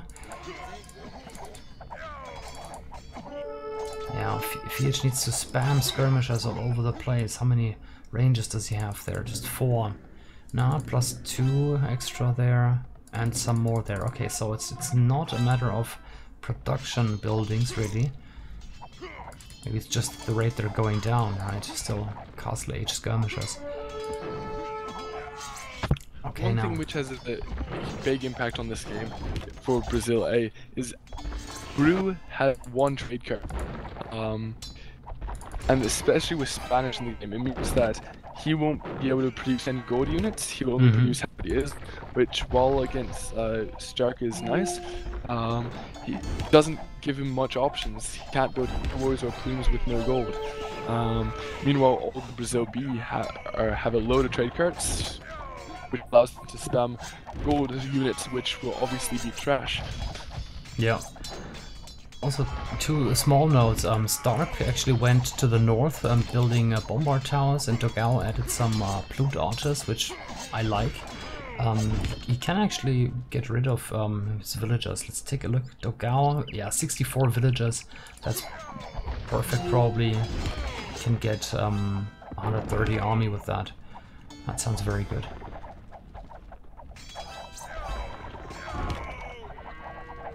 Then, as was just mentioned in the chat, you look again at the Civ, and this is where Spanish are just way better than Persians. Yes. Because Brazil is not playing with the Spanish trade, which is such a disaster in the late game. Yeah, Spanish trade missing, no bombard towers, no wait, siege rams they get, but still. And the archer bonus does not really apply. Brazil B is not going for archer units really. Just now in the late game.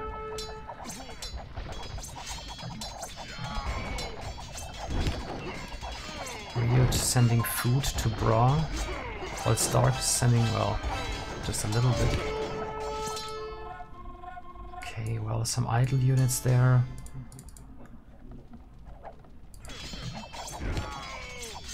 Big fight. I think in the long run, Dogao just has more production there. Units are just trickling in constantly. We can see the red dots moving on the minimap. Dogao is just playing with a much more effective combo. Yeah. Able to spam Eagles and Howard Eagles against Paladins and Skirmisher with a bunch of plumed archers. Yeah, backing it up. Fire so fast, don't die, and just do a fair bit of damage. Okay. In the south, Ryut has mastered some paladins. Dark is there too. FH with just a handful of skirmishers, really. There's no siege in play, really, so I don't think they'll make a lot of progress. They'll just, yeah, kill each other, probably. No big progress on either side, so let's go back to the north. Yeah, Togawa getting the upper hand there in the north again. This castle is under attack by 2 traps. Can Togawa hold? He upgraded the HP, so that's 7,000 HP on this castle. 1 trap is down. Time to the rescue and take out the trebuchet. Oh yeah, there's a siege ram. It's so hard to see, but it's there. And boom, it's gone. Goku quickly going to repair with a bunch of villagers, but 1 trebuchet taken out, and another siege ram is on the way to kill the trebuchet. Yeah. I think I'm like a minute ahead of you. Let me slow What down. minute are you on? 23:55 at the moment. Okay. We're ahead by about 40 seconds. Yeah, as I said, it was just really like a moment ahead. Like I've seen the trebuchet going down. Okay, My oh my.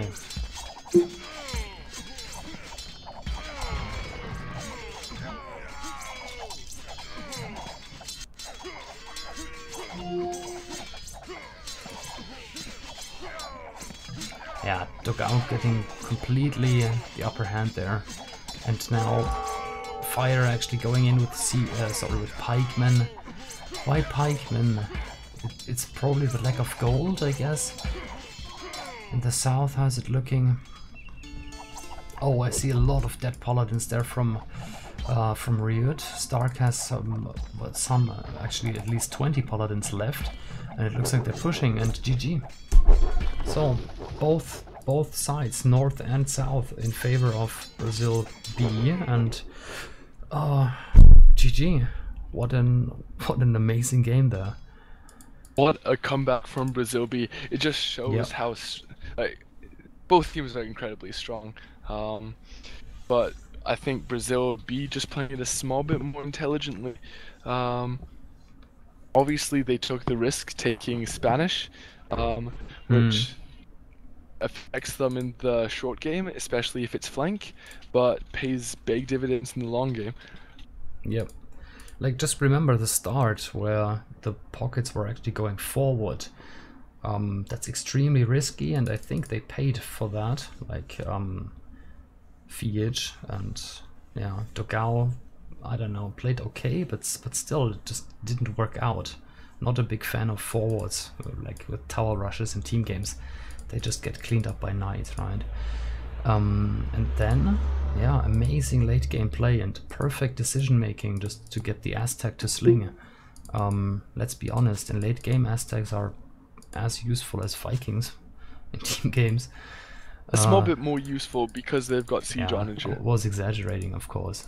A little bit better, of course, but no, I think it was the right decision to get Fiege to sling Dogao. I think one of the game changes was actually Stark's move. Just it delayed Riot so much. In the back there. Yeah, the 4 monasteries. Like what it did is Riot was so far ahead with 40 cavaliers, but which would have been able to sack. It would have been able to sack any of the Brazil B players, except he had to keep them in his base. So I think the only thing that they should have done differently is that Brazil A should have made Riot send his cavaliers just to sack someone, and then Fire should have sent his Eagle Warriors to deal with the forward. It would have just been a lot easier. Yeah. But as it is, it delayed Riot's so much. It made by the time he finally reached the scene of battle, he was not the only one with Paladin. Yeah. Right now I'm looking at the military stats. Dogao has actually destroyed 101 buildings. Oh, whoa. That's a statement there. Riot has a very good ratio. Miguel, yeah, started slinging. Fiege started slinging. Bra, pretty much 1-to-1. Fire negative count, but you get that with pikemen. Right. Let's check out the tributing. There was no real sling going on for Brazil A, was there? Well, received actually 10k, so Bra received 10k. Yeah, Riot. But much less going on. Riot was actually slinging, like, that's crazy. 25,000 sling and plus paladins on top of it, so good job Riot there. Yeah, Riot had a strong game. Getting put into pocket, doing a load of early damage. Unfortunately, just Brazil B playing it, I think, just a bit smarter, which made the difference. Yeah. Let me update the score real quick. So that's 2-0, and I'm gonna get another bet going here. So that's gonna be game number 3, home map for Brazil B, if I'm not mistaken. Or is it Golden? Is not Golden Hill? Wait, it actually says it in the game room. Yeah. Yeah, you're right. Oh yeah, the home maps are actually towards the end. Games 4 and 5. Yeah, because sorry. it's a best of 7 instead of a best of 5, yeah. 5, yeah. So Golden Hill. So that's game 3. Golden Hill. And let's start with the bets again. Okay, and here it is, and it works. Lovely. Okay, I'll actually put on some background music and yeah, need something to drink and be back in a minute, guys. Probably do the same. Yeah. Getting water sounds like a great idea. This game, yeah.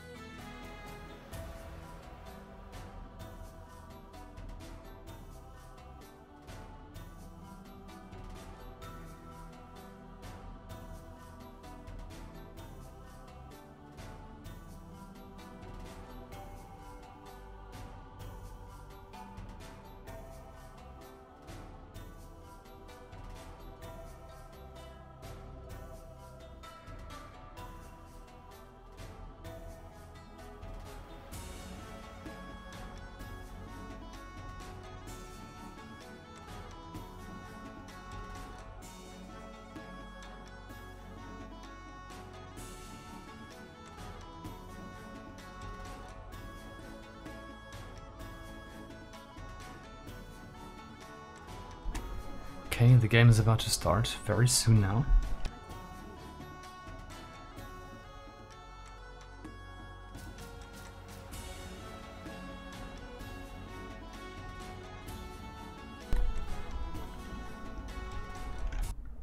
Right, here we are, game number 3 between Brazil A and Brazil B. We're on the point of view from Fire, and he's in the flank position. So, Golden Hill is the name of the map. We're going to go chat off 2. And yeah, just taking a look at the map might remind you of Highlands at first, and then in the center there's tons and tons of gold on a hill, hence the name, right? Golden Hill. And some shallows connecting the land masses there. So this map will obviously force the fight to the center. Only 2 golds per player, if I see that right. Yep, small golds even. No main gold there. And so let's introduce the players then. So we get Vikings for Fire. Well, Vikings obviously to control the water. The fact that he's not so close to the water isn't great, but he'll just, well, have a villager walk there. The maps, I think, are really standardized here. Not much to complain. Then Goku playing as the Aztecs. In gray. The second pocket player we have in green, Alive, Persians. And in the top there for Brazil A, that's Teutons for Riot in orange. Okay. So in the south we get Miguel, also Vikings. That's interesting that the Vikings are facing each other. So should expect some galley wars there on the left hand side. Then Stark in teal, playing on Aztecs. Well, that's the same as Goku there, direct opponent. And Teutons for Dogao in red. And last but not least, Japanese. Now that's an exotic choice there. We don't get to see Japanese too often. For Fiege in yellow. Okay.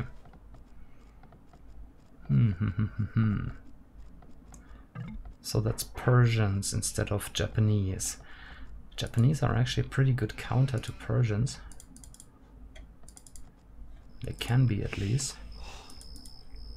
I like the positioning of Brazil B this game. Having the Viking and Japanese flank makes it very easy for them to secure the water. Good point. On the water. And then with both the Teutons and Aztecs being the targets, which are the 2 civs that they probably would have wanted.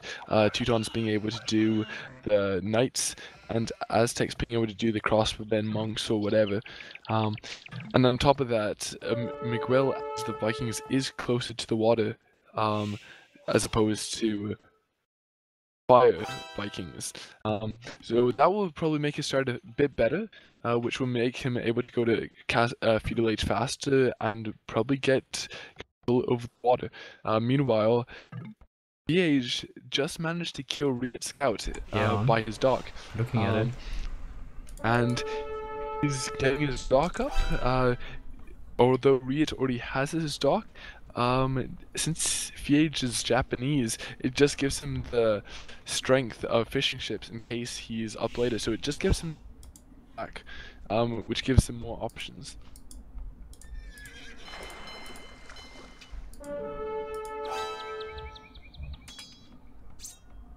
Okay, now some fight on the left hand side over the shallow area. The crossing.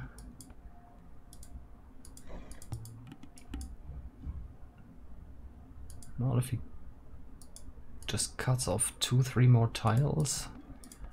Why is he completing the house now? There's still enemy scouts. Just complete the wall there. Well, he sees Stark Scout coming in, and with Stark Scout they should be able to deal with this threat. Plus the vill, There's no villagers of fire close by at the moment, so they could push forward and get the wall on the other side. I'll be interested to see if they try to do that. But it seems like they're just going for the easy wall. As the Eagle Warrior from Stark is leaving and just in the middle.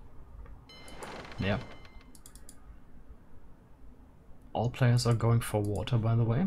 Fish counts fairly similar. Miguel is on 1 fish, but that's probably gonna change.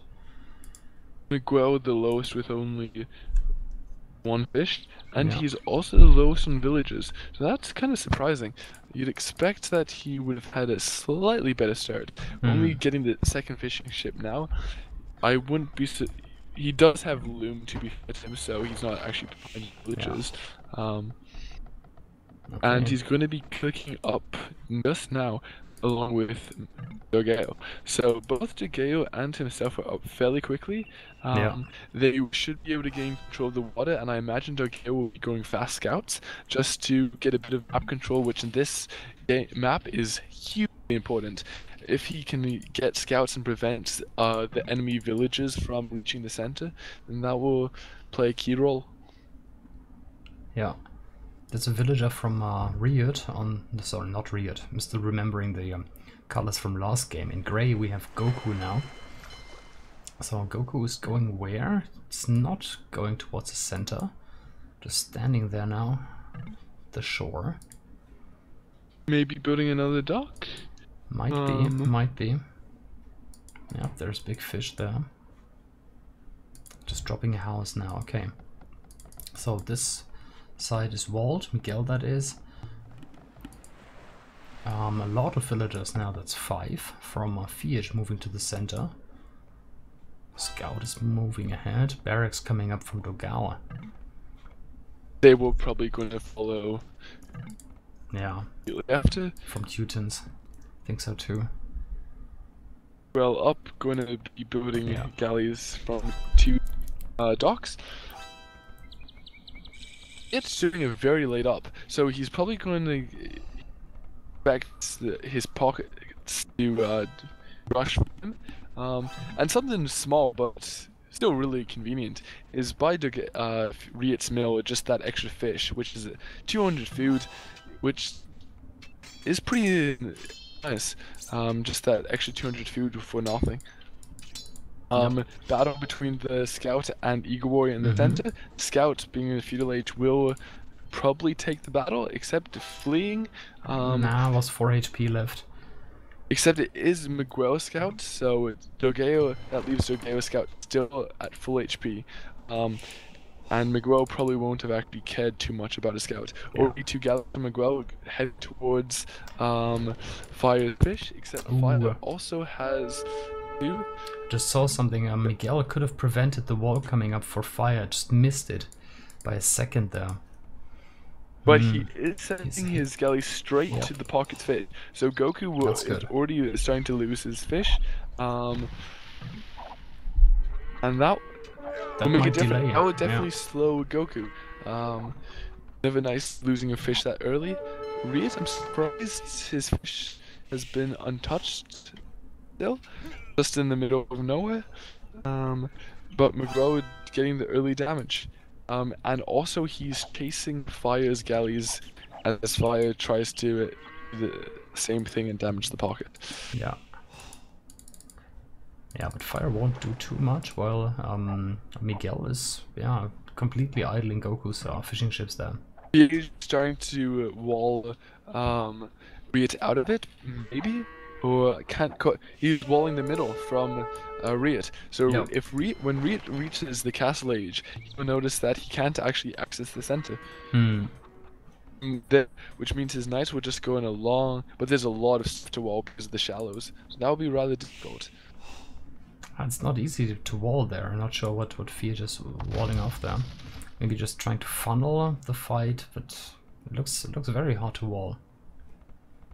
Yeah, it's an interesting move why he didn't wall just Riet out. I think, he there was that one tile. Yeah, it was that one tile. He would have been able to finish the wall. Okay. Riet may be losing his fish to Miguel.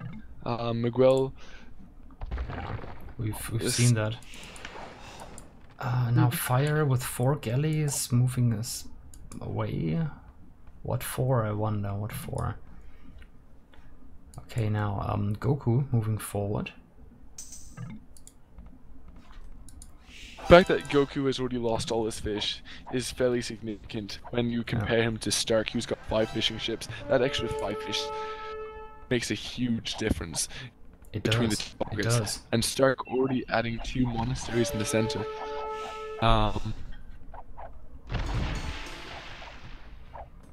Forward market from Fiat. Goku also Whatever adding works. 2 monasteries. Yeah. However, if only Fiat can see these monasteries, he can take them down. But his archers just patrolling it nowhere. Yeah. Might. Or is he He may gonna? he may send them. If he can do that, then that will be a huge blow. He'll prevent No. the monasteries from doing anything. Now and he's he might just see out of- them. Yeah. No, but the just out of- monsters. Oh, They're he completed. sees them now. Yeah. They're completed, but it means that he will be able to kill the 2 villagers. And it will reduce the amount of damage that they'll be able to do. So Goku losing 2 villages first of all, and then having archers beside the monasteries means that he obviously. can't actually ungarrison his monks. Could just leave immediately 3 down. archers there. Yeah. Deny the monks. Okay. On the water. How's it looking? Fire with a couple of galleys, fire ships now from Ryut. And a transport ship from Ryut. Yeah, Fiat is going heavily forward there. Really aggressive play. Doing a load of random walls. And he has finished the wall segment if he can finish the ones by his base. Yeah, towards the he barracks. has finished the wall, the center once he completes it. Yeah. Start getting early conversion on the knight in the center. But Ryut has +2 did not get the conversion there. But his village will remain safe. And Dogeo is now in the castle age with 3 stables in the center, so he'll be producing a load of knights. Why did Fiat? And then 1 monk going down from Goku, and these knights just going down with the archer support. Yeah, the knights were injured a little too. Yeah, but now it's 4 knights. Ryut adding an extra stable in the center. I'm not sure how his villager got there, but it is there. Ryut has a transport ship. Okay. Which is about to go down. Which means Brazil have control of the center.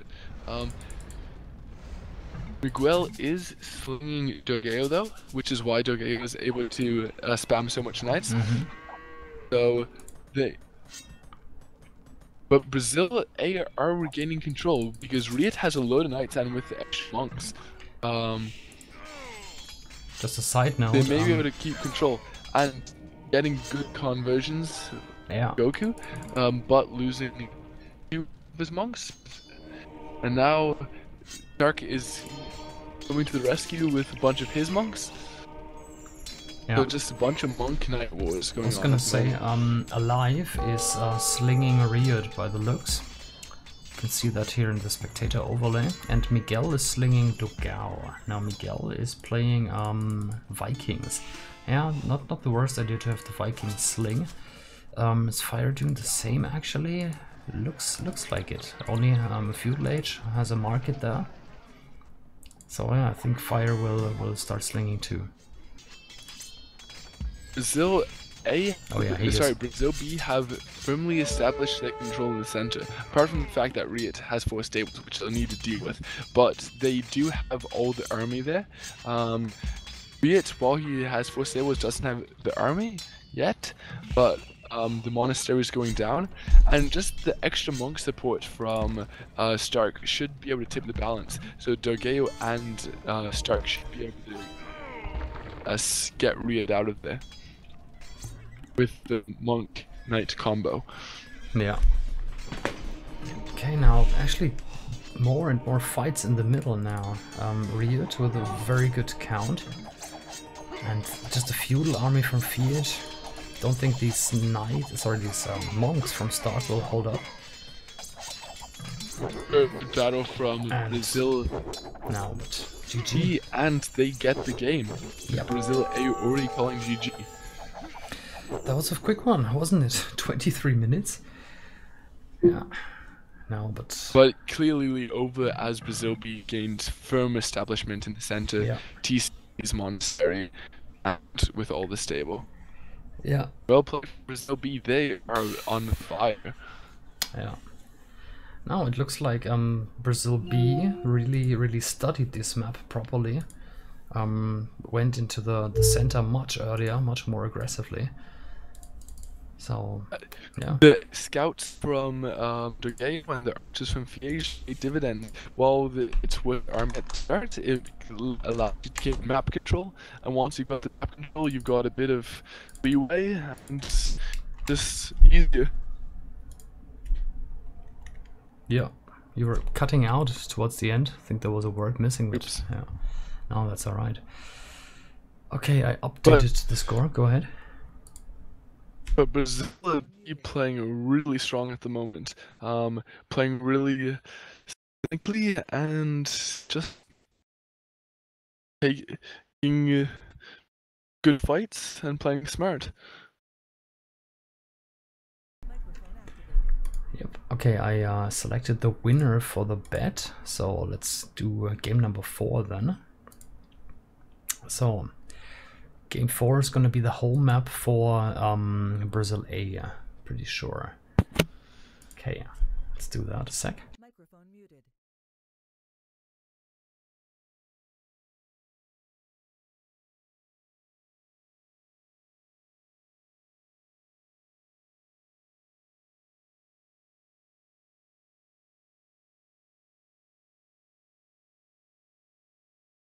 Okay, so the bets are on. Let me see if they actually show up this time. If not, I'll quickly just refresh this. And then it should work here. Yep, bets are showing up. And yeah, I'll put on some music. Ooh. And yeah, we got like 2-3 minutes till the next game. Fiona, do you have like an idea what kind of home map they will go for? Like, you know the players very well. So I imagine that Brazil will most likely go for Ghost Lake. I was just looking at the thread by Seth on the SY Nations Cup general discussion page, and where he's laid it out very beautifully.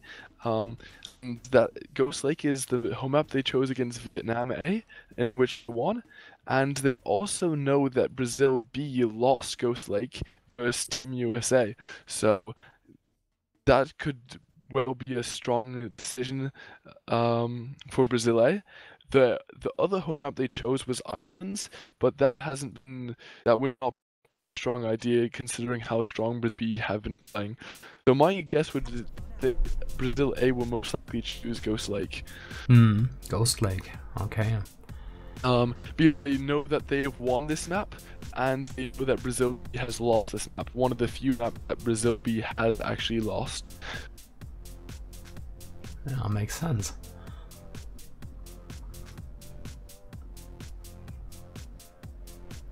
No, Ghost Lake. It is a standard map though. I saw all the players from Brazil B have played that map 100 times, not more. Oh. Just a sec. The thing is, for Brazil, A choosing a map, they have been strong in water, so it would be very risky choosing a water map, and choosing a land map is probably their best option, and they know that Brazil B have lost Ghost Lake, so seems as good a choice as any. Yeah, no, and I like Ghost Lake. It's not too much crazy randomness, and there's actually tons of sheep in the center, so could make for some fun action in Dark Age. And potentially a bit more action, considering it's hard you can't wall the center, so you always have to be paying attention. Yeah.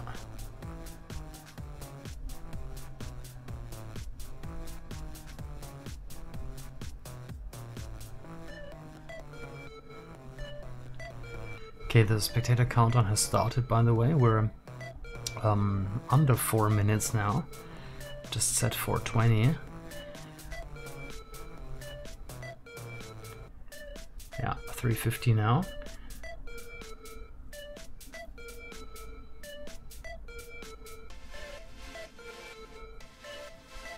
Yeah, people are discussing who's like the real Brazil A, right? The score doesn't really reflect the names right now.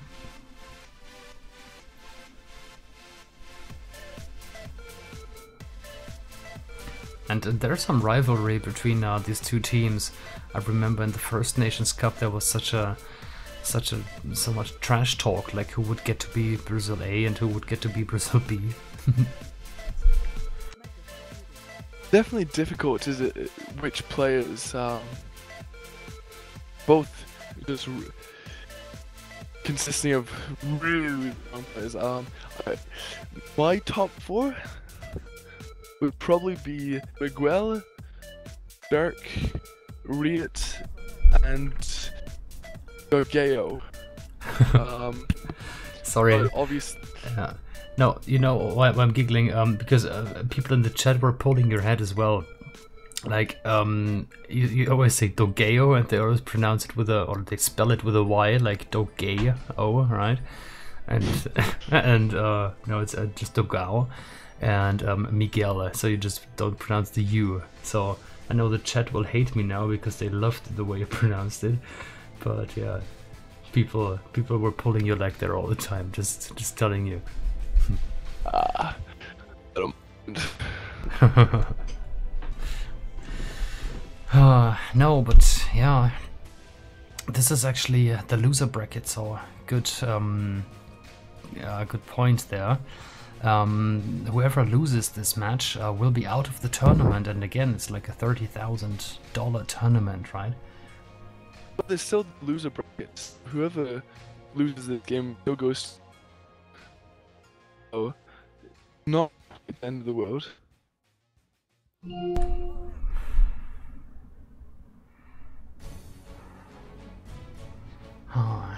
Oh, by the way, spectator countdown is down to 10 seconds, so I'm gonna stop the music right now. What? My Fubli just closed. The thing with the loser Be right this back. game is they will most likely have to play SY, which is not ideal in the loser bracket. So Brazil will hopefully be gunning, and the map is Ghost Lake, I believe. Give me a sec, I need to join first.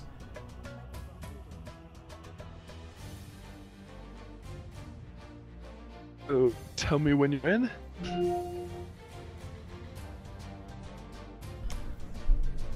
Getting into the lobby right now.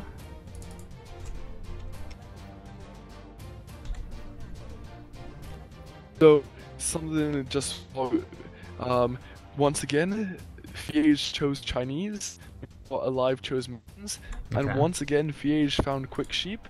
So maybe not as quick as he'd like, but he's just loom ahead. So definitely not a poor start. Could have been. Okay. So he's loom and 20% of the village ahead. So fairly nice. I'll just need another second.